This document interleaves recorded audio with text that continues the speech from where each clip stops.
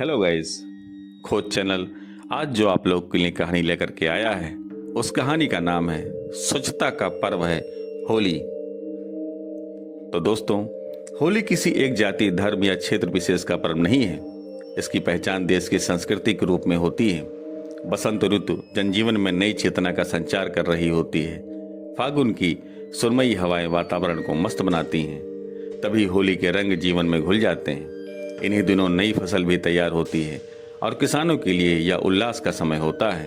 तभी होली के बहाने नए अन्न की पूजा पूरे देश में की जाती है। यही नहीं, पूरी दुनिया में होली की ही तरह अलग अलग समय में त्यौहार मनाए जाते हैं, जिनका असल मकसद तनाव से दूर कुछ पल मौज मस्ती के साथ बिताना होता है। विडंबना है कि अब होली का स्वरूप बहुत ही भयावह हो गया है। वास्तव में होली का अर्थ है हो और ली, यानी जो बीत गई सो बीत गई, अब आगे की सुध है। गिले शिकवे मिटाओ, गलतियों को माफ करो और एक दूसरे को रंगों में सारोबार कर दो। रंग प्रेम के, अपनत्व के, प्रकृति के। मगर भारतीय संस्कृति की पहचान कहलाने वाला यह पर्व पर्यावरण का दुश्मन, नशाखोरी, त्वचा को नुकसान पहुंचाने, आनंद की जगह भौड़े उद्यम के लिए कुख्यात हो गया है। पानी की बर्बादी और पेड़ों के नुकसान ने असल में हमारी आस्था और परंपरा की मूल आत्मा को ही नष्ट कर दिया है। कहानियाँ, किंवदंतियाँ कुछ भी कहें, लेकिन इस पर्व का वास्तविक संदेश तो स्वच्छता और पर्यावरण संरक्षण ही है। यह दुखद है कि अब इस त्यौहार ने अपना पारंपरिक रूप और उद्देश्य खो दिया है और इसकी छवि पेड़ व हानिकारक पदार्थों को जलाकर पर्यावरण को हानि पहुंचाने और रंगों के माध्यम से जहर बांटने की बनती जा रही है। हालांकि देश के कई शहरों और मोहल्लों में बीते एक दशक के दौरान होली को प्रकृति मित्र के रूप में मनाए जाने का अभिनव प्रयोग भी हो रहा है। हमारा कोई भी संस्कार या उत्सव उल्लास की आड़ में पर्यावरण की क्षति को अनुमति नहीं देता है। होलिका दहन के साथ सबसे बड़ी कुरीति हरे पेड़ को काट कर जलाने की है। वास्तव में होली भी दीपावली की ही तरह खलिहान से घर के कोठार में फसल आने की खुशी व्यक्त करने का पर्व है।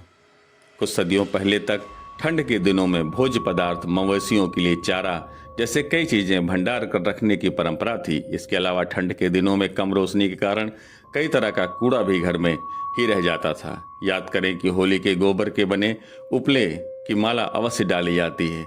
असल में ठंड के दिनों में जंगल जाकर के जलावन लाने में डर रहता था, सो ऐसे समय के लिए घरों में उपलों को भी एकत्र कर रखते थे। क्योंकि अब घर में नया अनाज आने वाला है, इससे कंडे उपले की जरूरत नहीं होती है, तभी उसे होलिका दहन में इस्तेमाल किया जाता है। दुर्भाग्य है कि अब लोग होली की लपटें आसमान से ऊंची दिखाने के लिए लकड़ी और कई बार प्लास्टिक जैसे जहरीला कूड़ा इस्तेमाल करते हैं। एक बात है, आदिवासी समाज में प्रत्येक कृषि उत्पाद के लिए नवाखाई पर्व होता है। जो भी नई फसल आई उसके लिए प्रकृति को धन्यवाद। होली भी किसानों के लिए कुछ ऐसा ही पर्व है। होलिका पर्व का वास्तविक समापन शीतला अष्टमी को होता है। पूर्णिमा की होली और उसके 8 दिन बाद अष्टमी का यह अवसर संग संवत का पहला महीना चैत्र और इसके कृष्ण पक्ष पर बासी खाना खाने का बसौड़ा। स्कंद पुराण शीतलाष्टक स्रोत के अनुसार वंदेहम शीतलाम देवी राम भस्थाम दिगंबराम मार्जनी कलसोपेताम सुप्राट कृतमस्तकाम, अर्थात गंधर्व पर विराजमान दिगंबर, हाथ में झाड़ू तथा कलश धारण करने वाली, सूप से अलंकृत मस्तक वाली भगवती शीतला की मैं वंदना करता हूँ। शीतला माता के इस मंत्र से स्पष्ट है कि ये स्वच्छता की अष्टधात्री देवी हैं। हाथ में झाड़ू होने का अर्थ है कि समाज को भी सफाई के प्रति जागरूक होना चाहिए। कलश से तात्पर्य है कि स्वच्छता रखने पर ही स्वच्छता रूपी समृद्धि आती है। हकीकत में संदेश यही है कि यदि स्वच्छता रखेंगे तो रोग नहीं हो सकते। समाज में समरसत्ता बनाए रखना, अपने परिवेश की रक्षा करना और जीवन में मनोविनोद बनाए रखना, यही होली का मूल दर्शन है।